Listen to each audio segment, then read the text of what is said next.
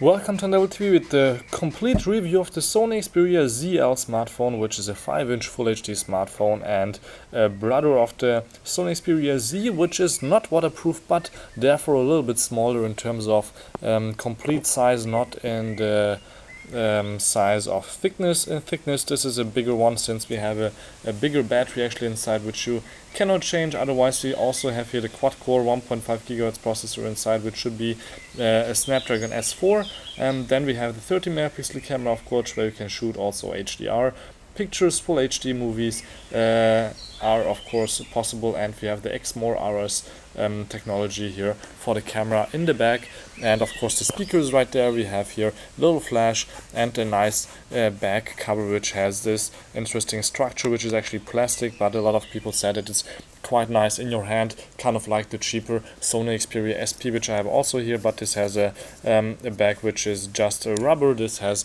really this nice structure to it, which is quite great. We also have the microphone right here on the back for shooting, of course, videos or having conference calls. This is quite nice. On the side we have the volume rocker, on and off switch, and separate camera button, of course, since this is a camera smartphone. We have here on the bottom nothing except for a little hole where you can put here maybe a wristband through. Otherwise on this side micro USB for charging. As I said, this is not waterproof, and a headphone plug, of course, and there's quite nice in-ear headphones here inside the box of the Sony Xperia ZL, a big charger, and of course a micro USB cable and some papers for reading. Now you can see already we have here the blinking light on the bottom. Since I probably got a message, we have the camera, the front camera on the bottom of the device, which is kind of strange, but we have the speaker, of course, for telephone calls here on the top, and the microphone is actually right next to the camera here on the front. If I turn on the device,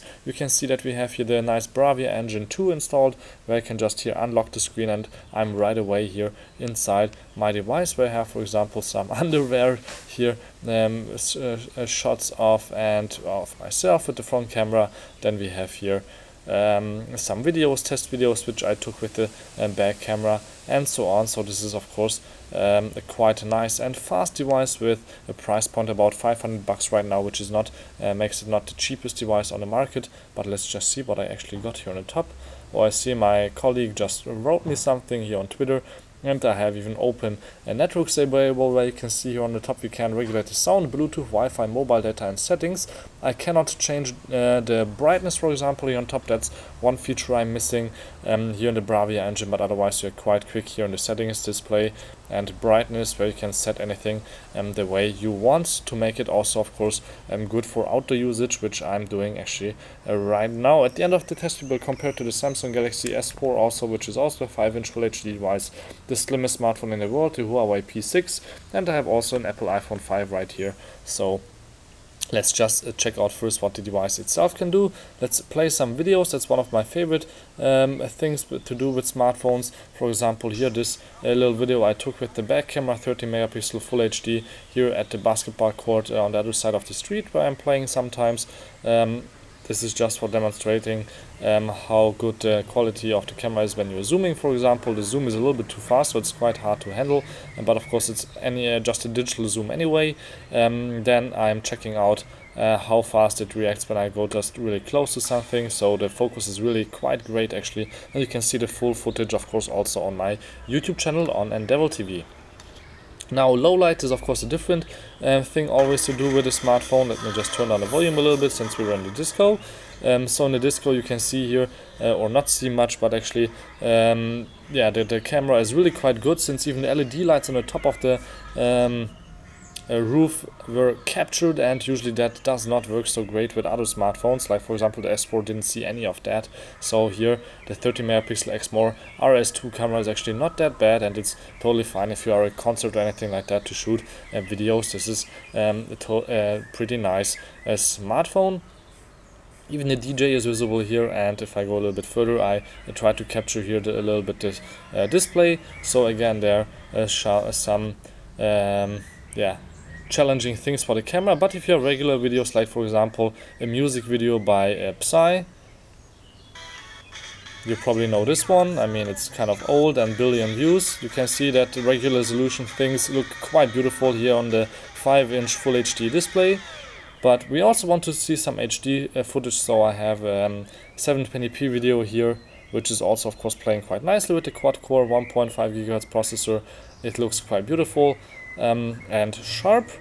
Now Full HD is a different question. I have a Despicable Me 2 trailer here in Full HD. Let's just go a little bit further forward, and you can see this is playing smoothly again, quite nicely. I can turn up the volume, and this is kind of cool. Yeah, you know what happens. I mean, the movie is kind of awesome. And then we have a 4K video. Let's just start over that, and I'm kind of interested to see if 4K is playable on this device, but it seems a little bit slow, but not as slow as on other smartphones that I have tried this video on. Elysium, quite awesome movie, probably again also, but yeah, it's not that easy for devices to play. If I go to hardware mode, I think it will completely say it's not working at all. So yeah, 4K is still a little bit away for smartphones, but otherwise, of course, regular things like your series or anything like that is no problem at all. Music, okay. So, we can of course play also music. To check out the speaker quality, let's just go to the Walkman. My music, I can just say we have 150 songs on here, shuffle all. Just one night, all we got. Just one night. You can see this is quite a nice player here by Sony. You can flip here through the songs. Actually, this was a quite cool song. I like Paracel. You can see this is looking quite good. Even outdoors here, the screen from any side, you can see here everything quite nicely. There's no problem at all with the screen. From any side you can see everything quite brilliantly, and the speakers are fine also. They're not perfect for bass, for example, but of course it's fine for playing regular music. Oops. And you can of course also control here the songs when you are here in this menu, or when I lock the screen. Let me actually go to a song where we have something. If I unlock it here, you can see, oops, there we go. Oops. You can see I have right away here the song also. I can of course also here switch the song to the next and last one without having to unlock the device. But of course that's also possible here. So this was the speaker. Now how about using it every day, like for example browsing the web. We are here on our one of our websites. We are offline right now. That's too bad actually, since the Wi-Fi signal is not too strong. But what I want to show you is, of course, as always, the Sony keyboard, which is just brilliant. I have German right now. Let's switch to English, and then I can just write something like Washington, and it really recognizes it by just tracking your finger swiping, which is quite nice. Just something short like you or badass. Okay, it just says best, and if you want to avoid that, you can just do this, badass, click on it, and then the next time you will write it, badass. I should remember it actually, usually, that works quite nice, badass. There we go. So you can see the keyboard and the device is quite smart, and it will learn quite quickly, but you can of course type just by pressing single buttons anyway, also if that's your thing, and you can turn off this swiping, which actually a lot of devices have today, but Sony has one of the best services, since you are not deleting the whole word when you just actually was it the other way around, when you just write something here. You can delete the whole word just by deleting it, and not just the single letters, which is, I think, kind of nice, since you can always just correct it by clicking here inside the word and then deleting a single letter, which is a little bit better than with Samsung. So what else do we have on here? We have, of course, some pictures, some HD pictures I shot, for example, oops, my albums, which are on my micro SD card, my SD card here, images. And there you can see we have this nice little, again, Bravia engine feature, where you can just do this, for example, make the pictures bigger, even bigger, bigger, bigger, or just a little bit smaller, smaller, smaller. So there's quite nice here effects on the device, where you can just check out everything the way I would like, and you can just really flick here quite fastly through anything. Check out here in New York the flags I took in February or March. And I'm getting hungry. Let's go back again. And what of course we can also do with the device is not only control your smartphone, but there's also TV remote actually inside here, remote control. I have no clue where the IR is, somewhere around here on the top, probably where the camera button is, I think, since you have to hold it actually this way. You can see here how it should be, and I configured a friend of mine's TV where you can see here I could control here the Samsung TV quite easily. I have actually more than one page. So you have actually everything here on the device, and this is again quite a nice feature, I think, that is missing on the Xperia just the Z. Okay, we have even touch gestures. I haven't used it too much, but it's quite nice actually to use, and you even have macros which you can set up right here, for example, that you want to do. So you can just hit different buttons and then say, okay, this is my macro. So what else do we have on the device? We have of course a few apps pre-installed and others that I need to install, like for example Evernote wasn't on here, but there's of course a lot of Xperia apps on here. We have used this in Taiwan. I have used Hootsuite, but you can of course actually install anything from the Play Store. And what I did actually, I have a bunch of apps on my microSD card, and one of them is a game, and actually I'm looking for the file browser right now since I have seen it before, but where is it? I'm not sure, but you can see we have an FM radio of course also inside, which is quite important, I think. I'll tell you guys to tell me when you see the file manager, but I'm not sure if there's even a file manager on here.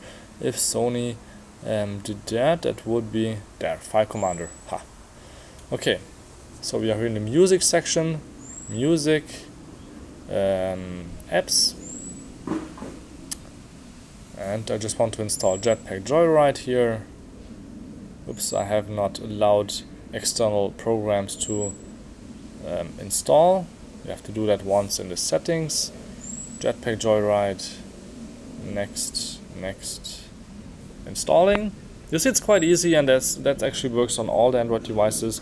And while this is installing, maybe I can just show you a little bit the size in comparison to the Apple iPhone 5 of the device. In terms of thickness, the Sony is a little bit thicker, even though well, the battery is of course a lot bigger also. And while the game is opening, I can show you in comparison to a 4.7-inch device, you can see that Huawei is actually the same size completely, but of course in terms of thickness it's a lot slimmer, slimmest smartphone in the world.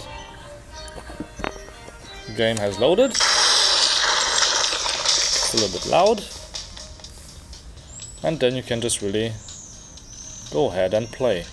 Of course it's quite smooth and nice to play on a big screen like this, even though the device is not that big, I would say, since, as I said, the Apple iPhone 5 is one of the devices a lot of people choose since it's not too big, but you can see it's not much bigger, the Sony. I would still prefer the Sony because the screen is a lot bigger, and of course comparison to the Samsung Galaxy S4, you can see that the Sony is actually a few millimeters shorter, which is again quite nice.